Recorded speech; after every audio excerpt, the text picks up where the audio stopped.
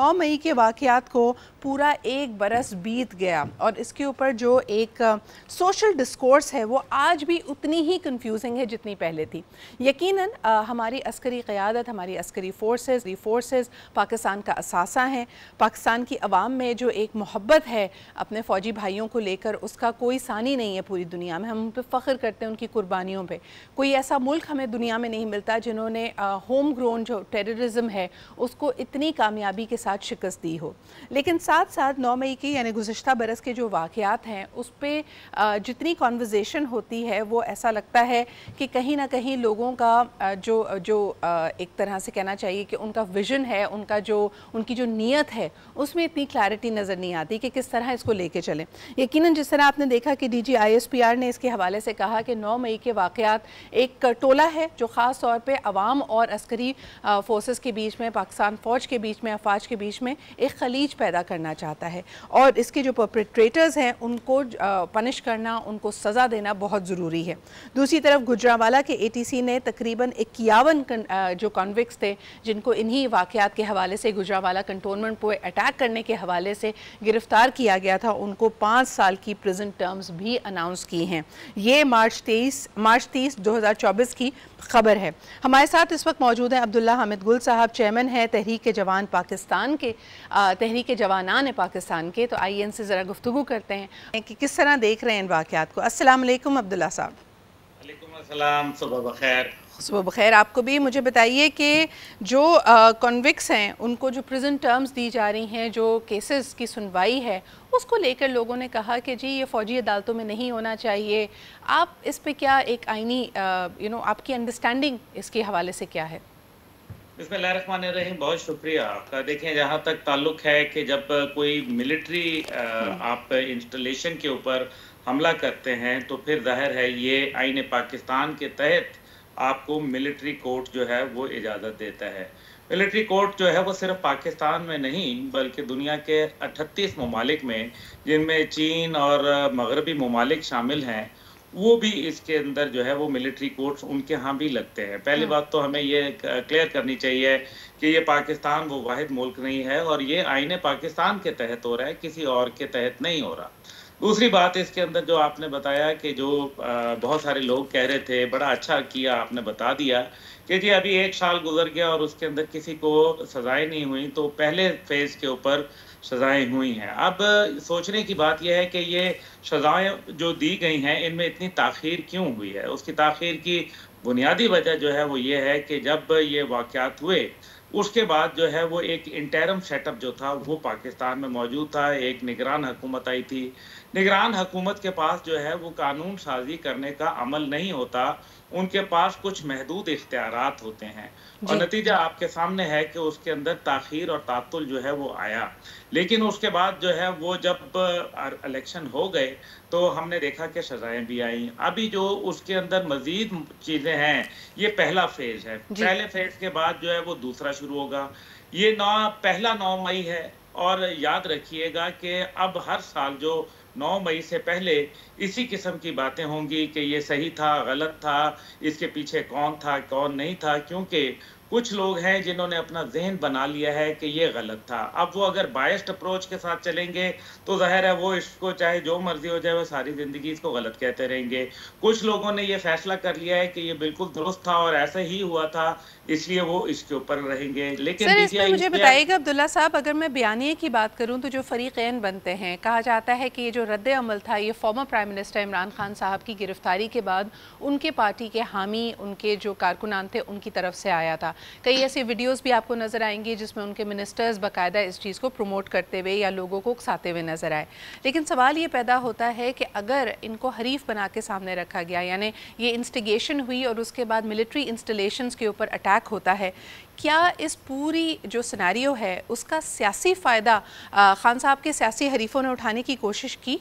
और ख़ास तौर पे अगर हम गुज़िश्ता इलेक्शंस की तरफ देखते हैं तो आपको क्या लगता है कि किस बयानिए की जीत है? आपने कहा ना कि जहन बना लिया, लोगों की जहन साजी की गई है कि कौन सही है कौन गलत है, तो इस वक्त आपको नैरेटिव वाइज, परसेप्शन वाइज, नज़रियाती तौर पे किसका बयानिया जीतता हुआ नज़र आ रहा है? देखिए, परसेप्शन जो है वो कभी भी स्ट्रॉन्गर होती है हमेशा रियलिटी से। जब जी। भी हकीकत कुछ और होती है, परसेप्शन कुछ और हुआ करती है। जी। लेकिन बहरहाल असल बात इसके अंदर ये है कि सियासी हरीफों को यकीनन फ़ायदा हुआ, और उसके अंदर हम ये देख रहे हैं कि क्या फ़ायदा हुआ। हम्म। पहली बात ये है कि क्या सियासी हरीफ पहले माज़ी में ख़त्म हो गए थे? उनकी कोई हैसियत नहीं थी, वो कहीं खड़े नहीं थे? तो ऐसी बात नहीं है। सियासी हरीफ भी मैदान में मौजूद थे। पीपल्स पार्टी की हुकूमत मौजूद थी। इसी तरीके से नून लीग एक मजबूत अंदाज के अंदर खड़ी थी। उनके पास सीटें थीं, और फिर जाहिर है पीडीएम की सर, लेकिन हुकूमत मुझे भी बताएं, अभी आपने कॉन्फिडेंस है। शीट्स का जिक्र किया, मैं अभी इसमें पीटीआई का कोई ताल्लुक नहीं है, अमल दखल नहीं है। फॉर्मर प्राइम मिनिस्टर अनवारुल हक काकड़ साहब और सीनियर मिनिस्टर पीएमएलएन हनीफ अब्बासी साहब का जो इस वक्त फेस ऑफ हुआ है वो आपके सामने है, जिसपे काकड़ साहब ने उनको बाकायदा कहा कि जी अगर फॉर्म 47 कुछ सामने आते हैं तो आप कहीं मुंह दिखाने के काबिल नहीं रहेंगे। तो ये इन बयानात को किस तनाजुर में लिया जाए? देखिए, ये सियासी बातें होती हैं, ये चलती रहती हैं। मेरे ख्याल में अगर अनवारुल हक काकड़ साहब कोई चीज़ छुपा रहे हैं, तो मुँह दिखाने के काबिल तो वो भी नहीं रहे। उनके पास कैसे इतने पैसे आए हैं? अनवारुल हक काकड़ साहब जो है वो कहाँ से आए थे? उनके ऊपर जो इल्ज़ाम है वो 300 अरब की करप्शन का है।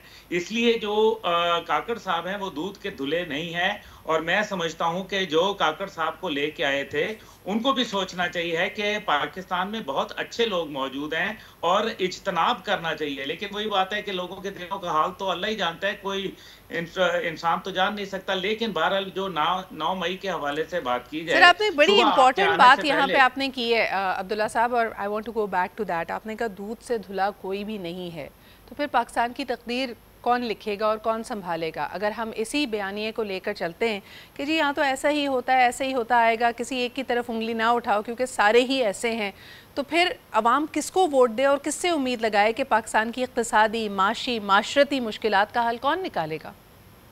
देखें सिद्रा साहिबा, बात यह है कि मैंने यही कहा कि इन सियासतदानों में ये जो आपको नजर आते हैं, इनमें दूध का धुला कोई नहीं है। और ये भी मैं आपको बता दूं, ये सब के सब मिलके जो है इदारे को नापसंद करते हैं।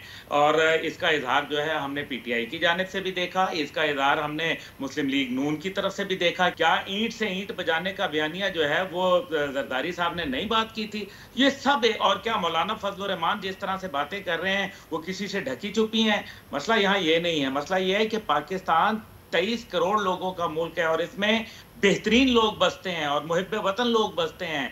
वो लोग भी तो है ना जो शहादतें दे रहे हैं, वो भी तो लोग हैं जो, चाहे सहाफ़ी बरादरी में शहादतें हो रही हैं, वकला बरादरी में शहादतें हो रही हैं, सियासतदानों में भी शहादतें हो रही हैं, और अफवाज पाकिस्तान पुलिस में तो रोजाना शहादतें हो रही हैं। देखें, लेकिन सवाल ये है मेरा आपसे, एक छोटा सा, प्रॉब्ली माई लास्ट क्वेश्चन, कि जब हम सियासतदानों पे, सियासी पार्टीज़ पे तनकीद करते हैं तो हम कहते हैं ये एहतसाब का अमल है। बतौर अवाम, क्योंकि अवाम सरचश्मा है उनकी ताकत का, हमारे पास ये सवाल करने का हक़ मौजूद है। ऑन दी अदर हैंड, अगर हम देखते हैं कि पाकिस्तान के इदारों पर कोई भी तनकीद या सवाल किया जाता है तो फ़ौरी तौर पर इसको कहीं ना कहीं आप भी और मैं भी हम जानते हैं कि इसको एक हम एंटी नेशनल सेंटिमेंट से मुतरादिफ समझते हैं। क्या ये दुरुस्त है?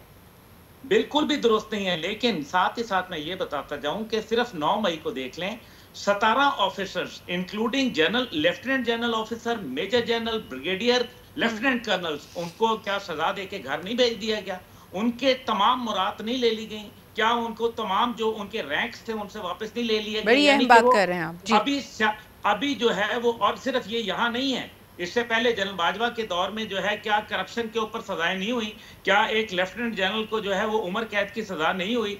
इसी तरीके से आप जनरल राहील शरीफ के दौर में चली जाएं, 4 मेजर जनरल ऑफिसर्स को जो है वो घर भिजवा दिया गया और उनकी तमाम जायदाद उनसे जो है कुर्क कर ली गई। लेकिन क्या सिविल में आपको किसी ब्यूरोक्रेट के साथ ऐसा होते हुए इस सीनियर लेवल पे 22 ग्रेड, 21 ग्रेड, 23 ग्रेड पे आपको कोई नजर आया? लेकिन मैं सिर्फ एक बात करूंगा, अभी आपके टीवी के ऊपर जो है वो एक इश्तिहार चल रहा था सुबह मॉर्निंग शो के वक्त में, हुकूमत पाकिस्तान, असल मसला यह है कि 9 मई के वो लोग जो खुद अपने मुंह से बोल रहे हैं, क्या उन्होंने फोरेंसिक करवाया?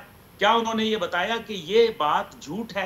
अगर देखें ना कोई ये बातें कह रहा है कि आओ कोर कमांडर घर चलते हैं, आओ हम ये करते हैं, आओ हम जो है वो जीएचक्यू चलते हैं, तो फिर उनको आखिर जवाब तो देना चाहिए। बाबर मैं अवान ये साहब समझती ने हूँ अब्दुल्ला साहब कि अगर हम सियासी जो हमारे कारकुनान हैं और जो अवामी लीडर्स हैं उनकी ताकत का सरचश्मा हम आवाम को समझते हैं, तो ये बात भी गलत नहीं होगी कि पाकिस्तान की अस्करी क़यादत, पाकिस्तान अफवाज की असल ताकत आवाम के दिल में उनके लिए जो मोहब्बत है और जो फ़ख्र है और जो इज़्ज़त है, और उसको किसी तौर पे पामाल नहीं होना चाहिए। अगर एक ऐसा टोला है जिसने यकीनन कानून को पामाल किया, इस तरह का अटैक प्लान किया, उनको आइन के मुताबिक, कानून के मुताबिक सज़ा देनी चाहिए। लेकिन उसके बाद भी जिस तरह हम मीडिया हैंडल करते हैं, जिस तरह हम बयानिया को लेके चलते हैं, जिस तरह पकड़ धकड़ का मामला है, जिस तरह जियो फेंसिंग की गई, आप और मैं कई ऐसे लोगों को जानते हैं जो बेगुनाह, जिनको कहते हैं ना गेहूँ के साथ घुन भी पिस गया, ऐसे लोग भी अनफॉर्चुनेटली अरेस्ट हुए, उन्होंने भी सऊबती सही।